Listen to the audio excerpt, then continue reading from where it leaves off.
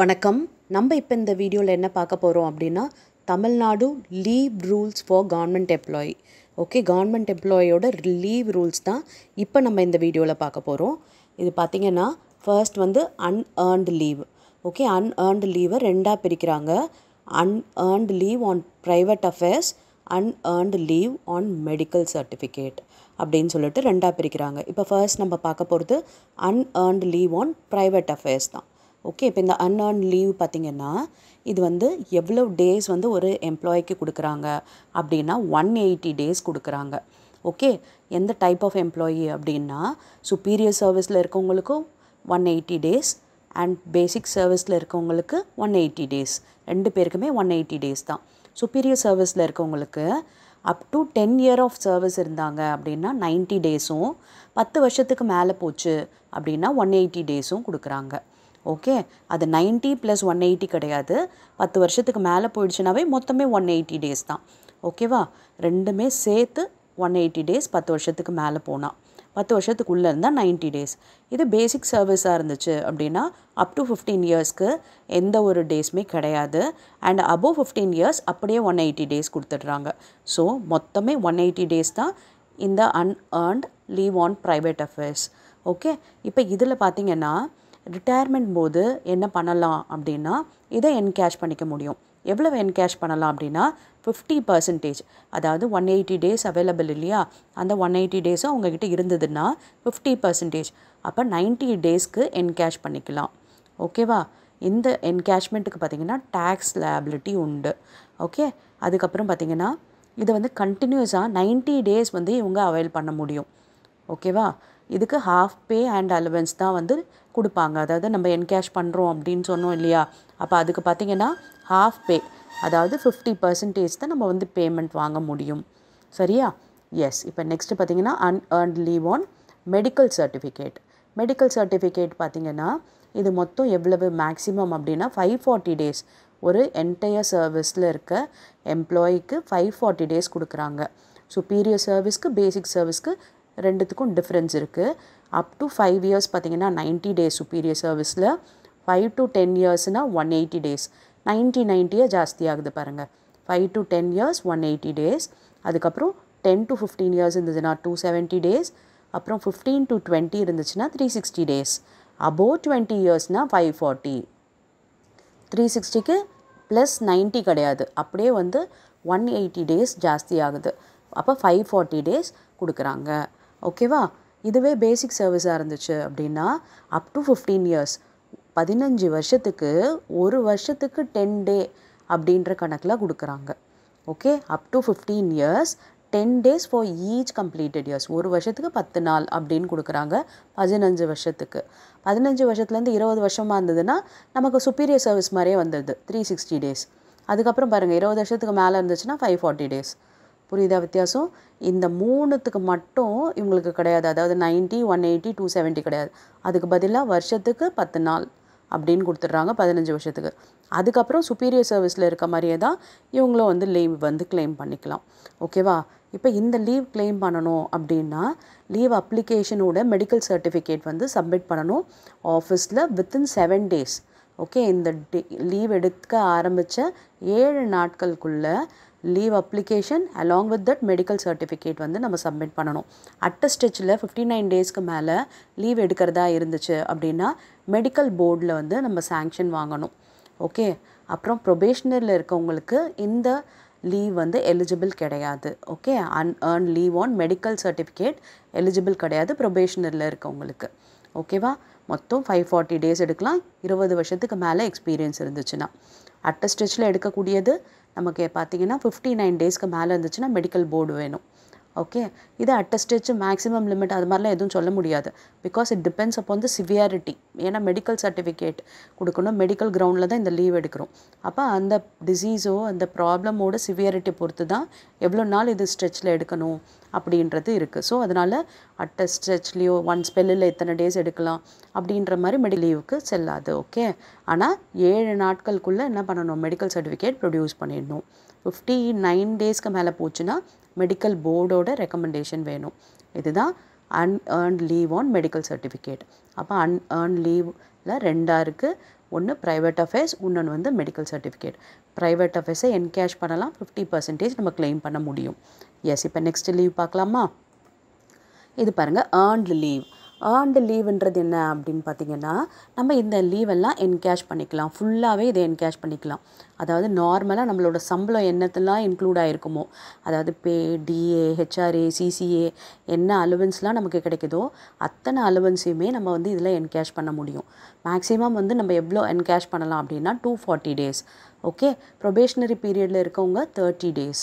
ஓகேவா? அப்புறம் இது ஒரு ஸ்பெல்லில் 180 டேஸ் கண்டினியூஸாக நம்ம லீவ் எடுக்க முடியும்.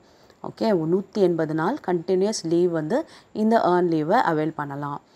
ஒரு நாள் ஏர்ன் லீவ் வந்து நமக்கு டிடெக்ட் ஆகும். எப்போது அப்படின்னா லாஸ் ஆஃப் பேயில் நம்ம லீவ் எடுத்தோம், அதாவது எக்ஸ்ட்ராடினரி லீவுன்னு சொல்லுவாங்க, லீவ் ஆன் லாஸ் ஆஃப் பேன்னு சொல்லுவாங்க.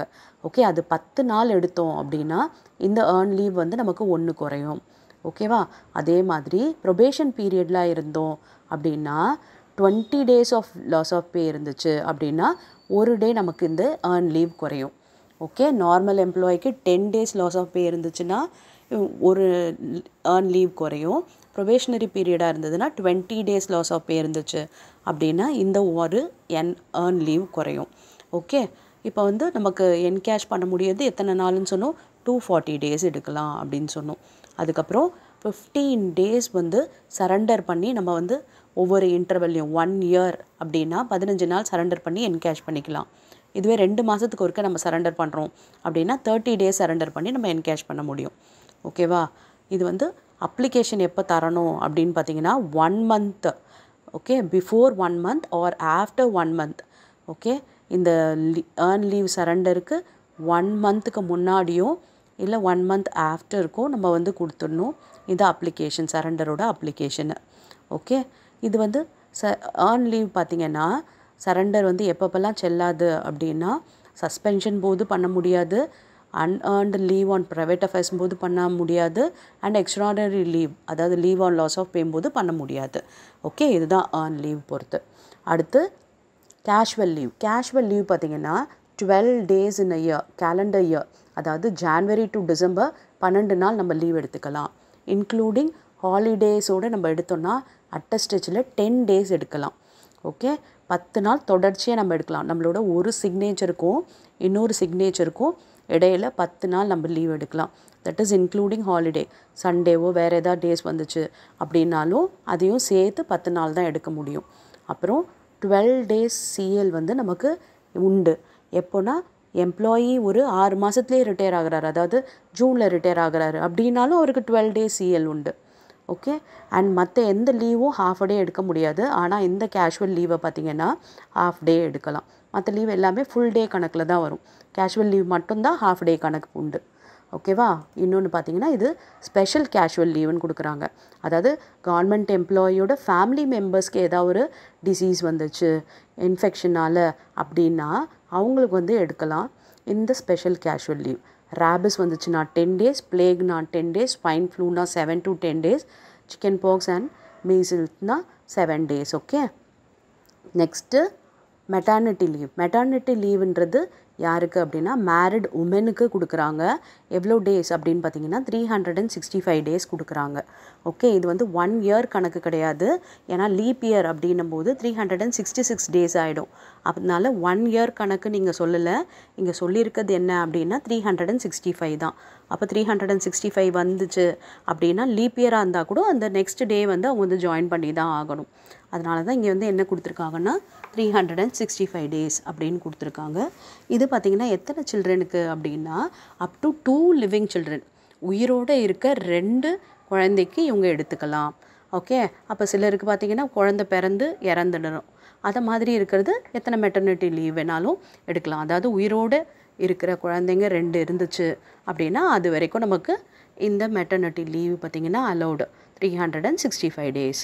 ஓகே, அடுத்து பார்த்திங்கன்னா இதுலேயே வந்து நமக்கு அபார்ஷனுக்கும் வந்து கொடுக்குறாங்க மேரிடு உமனுக்கு. இந்த மேரிடு உமனோட அபார்ஷனுக்கு பார்த்திங்கன்னா 42 டேஸ் கொடுக்குறாங்க. அது நேச்சுரலாக இருந்தாலும் சரி இல்லை வாலண்ட்ரியாக பண்ணாலும் சரி. ஆனால் அந்த ப்ரெக்னென்சி பார்த்திங்கன்னா 12 to 20 வீக்ஸ் ப்ரெக்னென்சியாக இருக்கணும். அப்போ தான் இந்த 42 டேஸ் அந்த மேரிடு உமனுக்கு மெட்டர்னிட்டி லீவாக கிடைக்கும். நெக்ஸ்ட் பார்த்தீங்கன்னா special disability leave. Special disability லீவ்ன்றது என்னென்னா, ஓகே, கவர்மெண்ட் டியூட்டியை டிஸ்சார்ஜ் பண்ணும்போது ஏதோ ஆக்சிடெண்ட்டால் அவங்களுக்கு வந்து ஏதோ டிசபிலிட்டி வந்துருச்சு அப்படின்னா அந்த எம்ப்ளாய்க்கு கிடைக்கிற லீவ் தான் ஸ்பெஷல் டிசபிலிட்டி. ஓகே, இது வந்து அந்த ஒர்க்கை பர்ஃபார்ம் பண்ணும்போது நடக்கலாம், இல்லை அந்த ஒர்க்கை பர்ஃபார்ம் பண்ணி அந்த டியூட்டியை டிஸ்சார்ஜ் பண்ணி 3 monthsக்கு அப்புறமா, ஆக்சிடெண்ட்டுக்கு 3 monthsக்கு அப்புறமாவும் டிசபிலிட்டி வரலாம். இப்படினாலும் இந்த ஸ்பெஷல் டிசபிலிட்டி லீவு கொடுப்பாங்க. இது மேக்ஸிமம் பார்த்திங்கன்னா 24 months வந்து இந்த ஸ்பெஷல் டிசபிலிட்டி லீவ் வந்து உண்டு. அண்ட் இது வந்து மெடிக்கல் போர்டு வந்து ரெக்கமெண்ட் பண்ணணும். அண்ட் இது ஃபர்ஸ்ட் 4 monthக்கு பார்த்திங்கன்னா ஃபுல் பே கொடுக்குறாங்க. அண்ட் ரிமைனிங் பீரியடுக்கு பார்த்திங்கன்னா half pay and allowance will be paid. Okay, next hospital leave. Hospital லீவுன்றது என்ன, எதுக்காக அப்படின்னு பார்த்தீங்கன்னா, ஓகே, கவர்மெண்ட் எம்ப்ளாயி ஒரு டேஞ்சரஸ் மிஷினரியோட ஒர்க் பண்ணுறாரு. Okay, material, explosive material, poisonous drug, இது வந்து கண்டிப்பாக ஒரு இன்ஜுரியோ ஒரு இல்னஸையோ கொண்டு வரும் அப்படின்ற மாதிரி அவரோட ஜாப் நேச்சர் இருக்குது அப்படின்னா இவருக்கு பார்த்திங்கன்னா 6 months in 3 years. ஓகே, 3 வருஷத்துக்கு 6 மாதம் ஒரு வாட்டி எடுத்துக்கலாம். Okay, once for 3 years. Okay, ஒரு வாட்டி 3 வருஷத்தில் ஒரு வாட்டி 6 மாதத்துக்கு இந்த ஹாஸ்பிட்டல் லீவுன்றதை எடுக்கலாம். அதுக்கு அவர் மெடிக்கல் சர்டிஃபிகேட்டை ப்ரொடியூஸ் பண்ணணும். இந்த லீவ் 6 மாதம் கொடுக்குறாங்க இல்லையா, மற்ற லீவோடு கம்பைன் பண்ணி 28 months கூட இதை வந்து அலோவ் பண்ணுறாங்க. ஓகே, வெறும் இந்த ஹாஸ்பிட்டல் லீவ் அப்படின்னு இல்லாமல் மீதி லீவோடு கம்பைன் பண்ணி 28 months வந்து எடுத்துக்கலாம். இது வந்து பார்த்திங்கன்னா லீவ் சேலரி உங்களுக்கு வந்து full pay and allowance for first 3 months and half pay and allowance for the remaining period. First 3 monthsக்கு ஃபுல் பே சேலரி கொடுத்துட்றாங்க. அடுத்து பார்த்திங்கன்னா ஹாஃப் தான் கொடுக்குறாங்க ஹாஸ்பிட்டல் லீவுக்கு. எஸ், இப்போ நெக்ஸ்ட் பார்க்கலாமா?